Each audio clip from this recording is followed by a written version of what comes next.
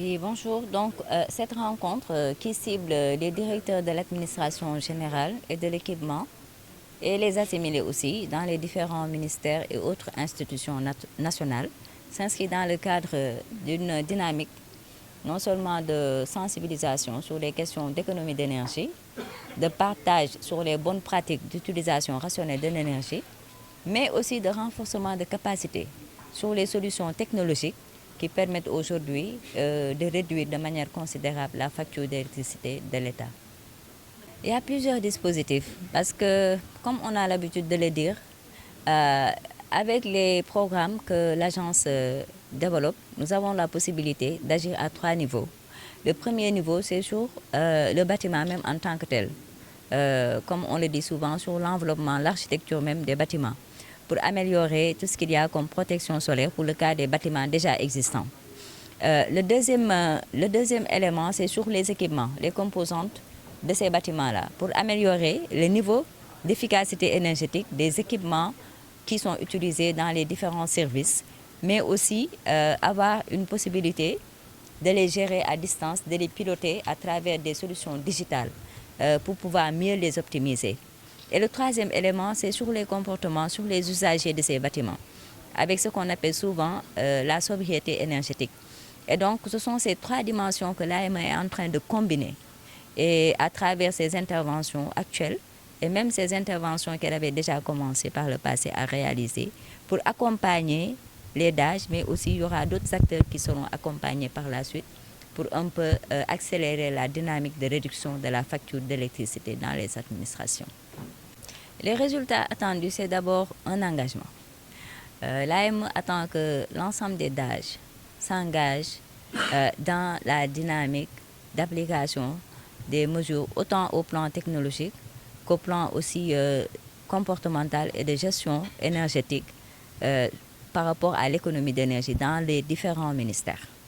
En plus de cela, l'AME compte à travers ces programmes, parce qu'il y a des programmes qu'on devra déployer à l'échelle nationale pour un peu appliquer l'ensemble des solutions technologiques dont on vient de parler au niveau des différents ministères. Et pour cela, il faudra qu'on ait le portage et la facilitation de l'ensemble des DAGE pour nous accompagner dans cette dynamique.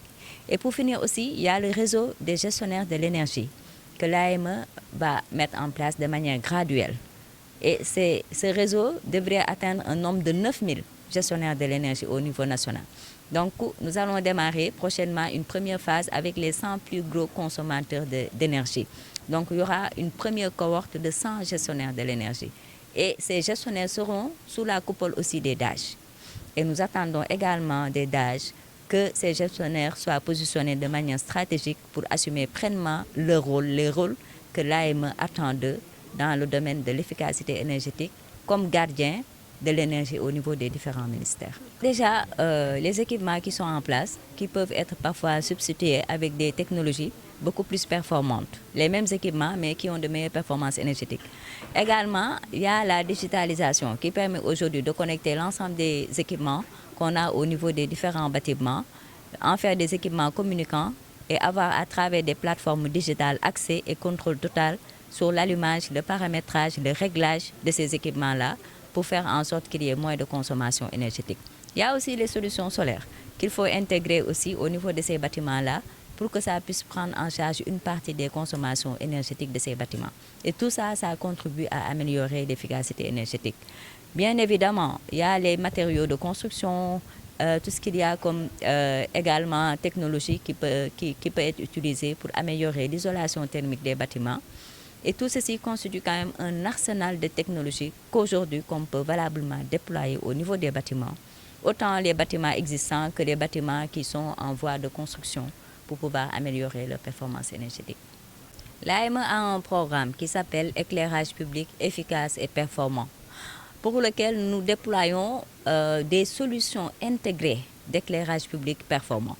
Ce sont ces solutions intégrées. La première phase de ce programme va cibler 90 000 installations de solutions intégrées. Dans les solutions, on a le lampadaire, on a l'horloge, on a vraiment le système de comptage, etc.